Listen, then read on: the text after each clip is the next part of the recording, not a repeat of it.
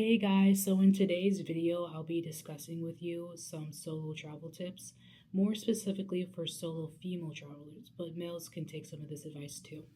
I have a plethora of tips I could give, so I'm just gonna try to shorten it as best as I can.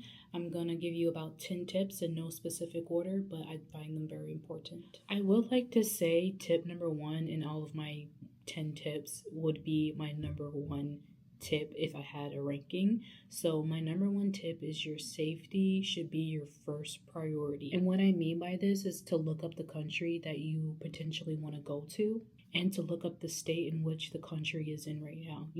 Just I don't know the ins and outs of the logistics of it, but basically, right now in certain parts of the world there is war and not tourism terrorism going on, right? So you don't want to go to a country that has active war and terrorism. And to find this out, you can really do a simple Google search. That's what I usually do. But my best advice would be to look on the CIA Travel Advisory website. And with the CIA Travel Advisory website, they give you a really detailed report on each country and the level of, I think, threat or safety and things to watch out for and whatnot. So definitely check that out, depending on what country you plan to go to. Tip number two, this kind of goes into tip number one with your safety, but usually what I do is I always share my location with somebody I trust. I usually share it with my parents, so more than one person, and then sometimes a friend, or if you're in a relationship with your partner, anyone you trust, I would say to share your location with them. I have an iPhone and my parents have an iPhone, so I just share my location via Find My iPhone, I think is what it's called.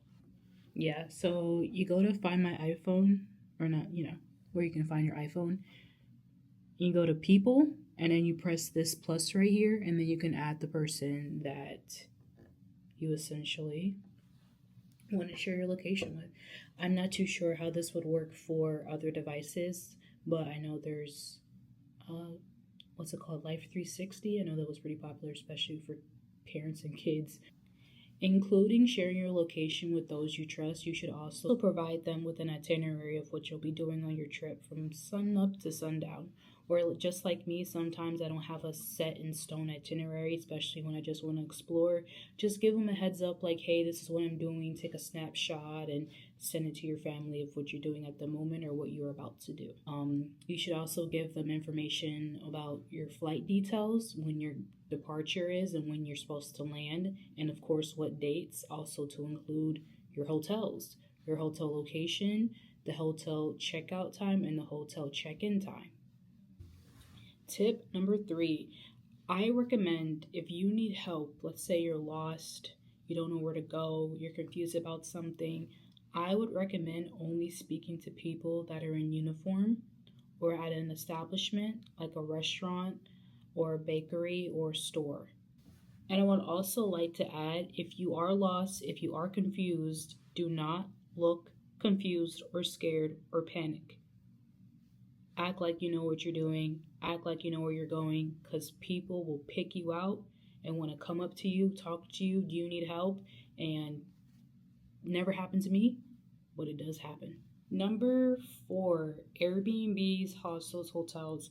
Make sure whenever you're looking up somewhere to stay that you're looking at the reviews and making sure that you are in a safe area and the hotel itself is safe as well with security and whatnot.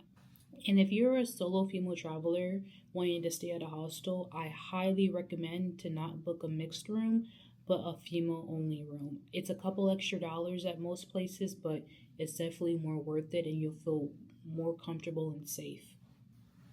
From my experience at the Yellow Square Hostel, I absolutely love that hostel. And if you want to check it out, I made a video of ranking all the hotels and hostels that I've stayed at as a solo female traveler, and the Yellow Square Hostel is my favorite. Now, I've stayed at the one in Milan, Italy, and Rome, Italy. In Milan, I had an all-female room, and in Rome, I had it not all male, but I was the only woman in there. It was a mixed room. At first, I was really uncomfortable because I didn't know I booked a mixed room. I even bought a pair of scissors because you can't really find weapons in Europe, which is a good thing. But America, you can find a weapon, but in Europe, no. So what I did was I took the scissors and I put it under my pillow. And I kind of slept like this, with one hand under the pillow, and then just my head like this, just in case I shh, you know. I know this sounds a bit extreme and dramatic and all that stuff, but if something were to happen, I don't have men's strength. I'm a woman. But I absolutely love this hostel. I felt safe. The men that were there were very kind and respectful. But if you've never, ever, ever stayed at a hostel before, don't be like me and book one on Airbnb because it's cheap, and me thinking no one else was going to be there. I thought it was just going to be like no one. When I got there, it was just men, and it looked like I was terrified. I felt like if I stayed there, something bad was going to happen to me. That was in Paris. That was a whole nother story, but definitely do your research on hostels and hotels. And if you're staying at a hostel, make sure it's a reputable one or a chain hostel. You know what I mean? Reputable. Look at the reviews. Make sure they have security, safety precautions, and so forth and whatnot. And then a rule of thumb for me for a hostel, I would honestly prefer a hostel in the city center, because that's the point of hostels. You want to be close to the action and not pay that much for an accommodation. Tip number 5. Okay, so when you're out in public by yourself, whatnot, you can't be deer in the headlights. You have to be aware of your surroundings and to be very vigilant. Depending on what country you're in, you definitely do have to watch out for pickpocketers. So all your belongings can't just be in like your coat pocket that has a zipper. You can't just have your purse just hanging and then your zipper's not protected. I can go on and on. You can't just have something in your back pocket like your wallet or your phone. Someone just pickpocket. For instance, when I was in London one time and going on what they call the tube, but it's just the metro station, right? The metro station was so densely packed that on the intercoms they were saying to watch out for pickpocketers. That's how bad it is. And on my very first solo trip, my very first country that I went to by myself, when I went to exchange my money, the lady at the exchange booth told me, make sure you put your money in different areas of your body, your backpack, or whatever, to avoid losing all your money at once, just in case somebody pickpockets you. Did I listen? No, because once again, like I said at the beginning of this tip, to stay aware of your surroundings and to be vigilant. So whenever I was on the metro station or whatever, I would always have my hand over, I had a fanny pack at the time. I would have my hand over my fanny pack like this, And then usually I now use like a cross body bag. Also, since I usually like now travel in the wintertime, I have my coat on. So like the whole thing is just, it's a shoulder bag. So I move the purse part to the back and I put my jacket on and I only like bring it to the front if I need to grab something. So that might be a tip for you, is to just have a shoulder bag. Because if you have it like this in the front of you, you could see somebody reaching to get it. And if you have your coat on, you could just put it in the back. Of course, it has a buckle or whatever. But yeah. To include with being, aware of your surroundings and vigilant, whenever you are in a different country, or depending on the country you're going to, there are a lot of street vendors. And sometimes they will walk up to you and try to sell you something, put something in your hand, borderline harass you, or try to call you or get your attention. My thing is, I have a RBF, if you know what that means. And I completely ignore their existence. Just ignore them. I can't tell you how much I'm like, just ignore. Like that person at the mall trying to sell you those oils or that hair product or that flat iron. Just ignore them. Just ignore them. And if they keep on persisting, tell them no, yada yada, and keep walking. They're not going to follow you. At least from my experience. The only time I felt safe to like really respond or comfortable, or it was a bit more calm, chill, was in Corfu, Greece. You know, once you just said no, no, thank you, whatever, they just left you alone. They didn't harass me whatsoever. So it just depends on where you go, really. Number six, my sixth tip would be is that on my first solo trip, my rule of thumb was to be home, not home, but to my hotel accommodation hostel before the sun sets. Not too many good things, depending on where you go or where you live, happens when the sun sets.